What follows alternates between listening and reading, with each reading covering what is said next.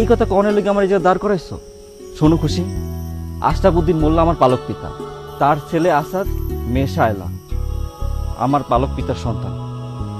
শোনো, তারা যদি আমার একবার কয় না সদল তোর কলিজাটা ছিঁড়া দিত, আমি একবারও ভাববো না আমার কলিজার ছিঁড়া দিয়ে দেবো।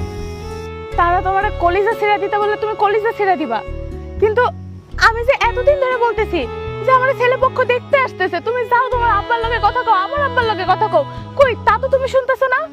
তোমার তো বউ করে ঘরে নেবো খুশি, কিন্তু আব্বারে তো কওয়ার একটা সময় লাগবে।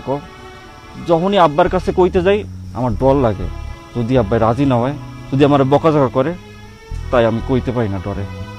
এখন তাইলে আসি, মাছগুলো তাদের কাটতে হইব তো। ঠিক আছে যাও, তুমি তো তোমার ভাই বোন আসলে আমার কথা ভুলেই যাও, আমার কথা তো তোমার মনেই পড়ে না। কিন্তু সচল, এইবার অন্তত ভুলো না, এইবার ভুললে কিন্তু সত্যি আমার হারাই ফেলবা, আর পাবা না। তোমারে ভুলে যাওয়া এ জীবনে সম্ভব না আমার খুশি। এখন আমি যাই, বাই।